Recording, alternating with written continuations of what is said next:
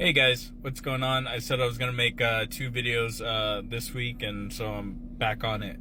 If you haven't watched what this kind of series is, it's basically just conspiracies and stuff and just trying to give my take on things since people like my Dimensions video. I feel like that one really, I have a really good grasp on that, but I'm into a lot of conspiracy theories, and I also noticed that a lot of other people seem to as well, so I kind of want to go about that and kind of join the community and say what's up. So without further ado, my first episode was basically about dimensions and how consciousness can basically go from one dimension to the 4th dimension, the 5th dimension, and all that stuff. So go watch that. I think that one was probably one of my best and my favorite videos to really kind of make, because I think that concept kind of opens up a lot of doors for everything else. Second one was basically on the moon landing and like people's thoughts about the moon being fake and all that stuff.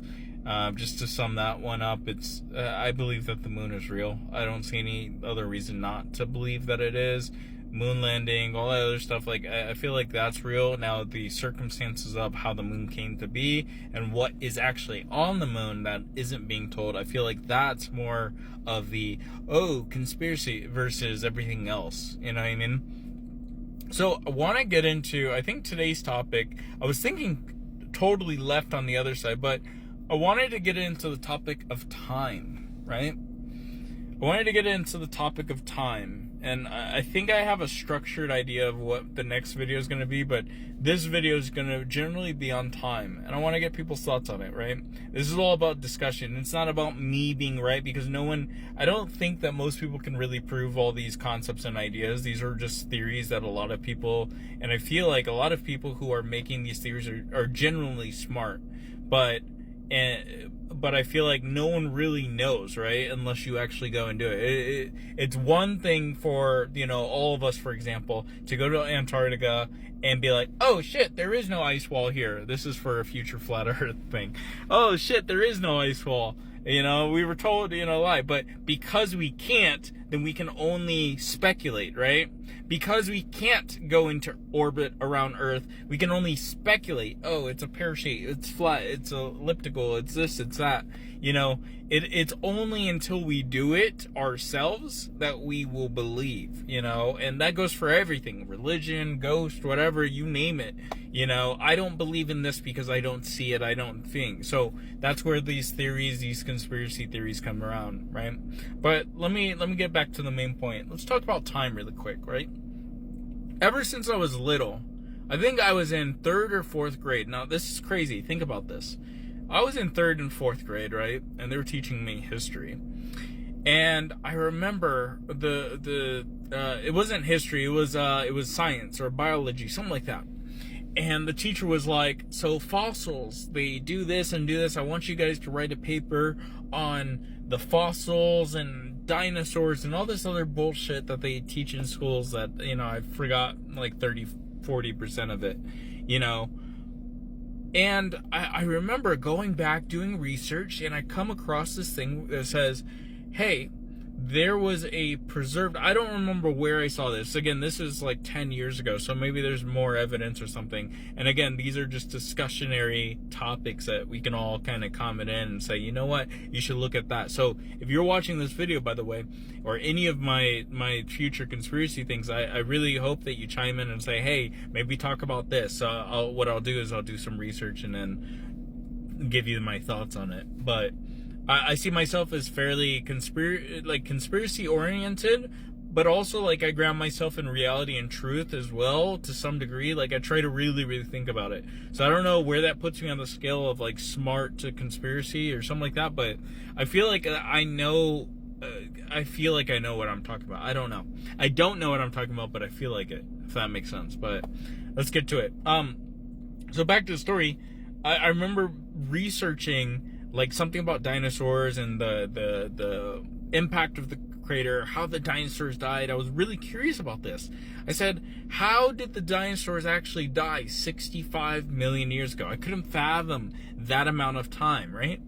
And so I go and research dinosaurs. I forgot what this project was for. I know it's like messing me up, but this and I go and ask my teacher.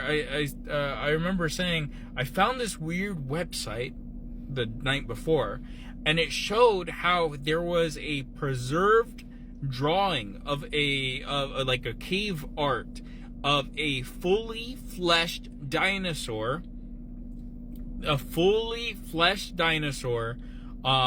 from like 3,000 years ago, something like that, right? Because they dated it, and they said that the art was like from 3,000, 4,000 years ago. And my young brain at that time, that's when things switched for me.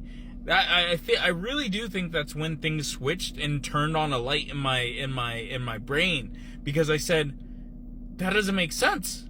Everything says 65 million years ago. How does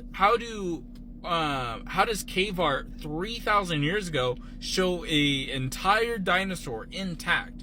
The only thing I could say about that is, like, if there was a really well preserved dinosaur, but I don't think that would be the case, because you'd have to be either in like Antarctica or the poles, or you'd have to be somewhere where there's a lot of tar, and you'd have to actually go into the tar, dig it up, you know what I mean? So for them to actually see a full dinosaur 3,000 years ago did not make any sense to me. And where I'm going with this, and I'll probably make a couple more videos on this topic since I'm running out of time, but I just remember that, you know, if that's the case, if there was really dinosaurs 3,000 years ago, what else, and how is that timeline shifted, right?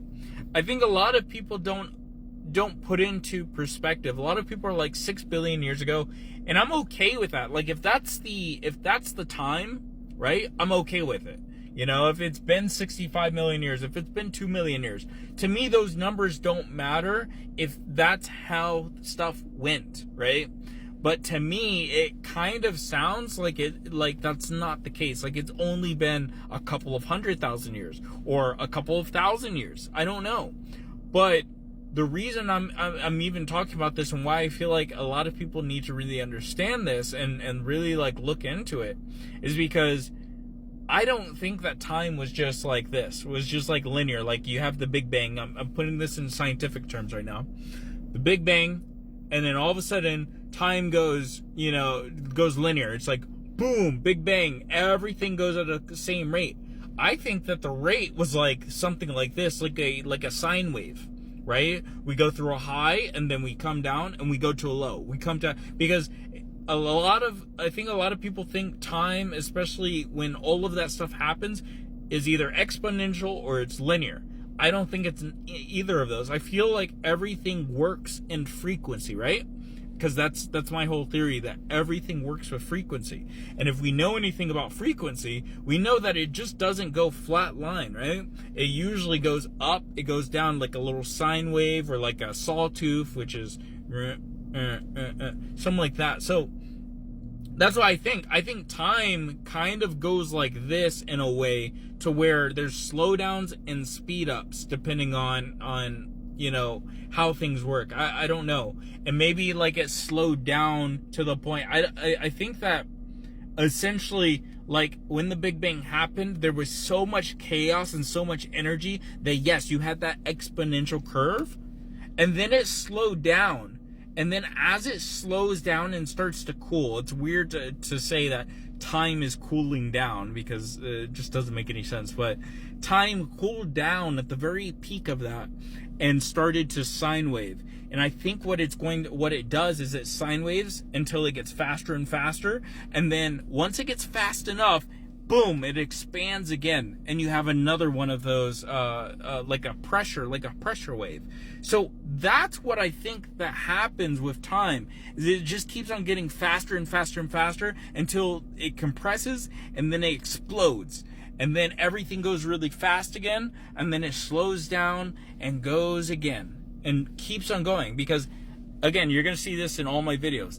Everything is a loop. Everything, if you think of it in simulation terms, it's repeatable. It's repeating over and over and over again. So that's part one. I'll probably do like a part two tomorrow, but yeah. What do you think about that? Give me your ideas and tell me what other things I should talk about. Peace.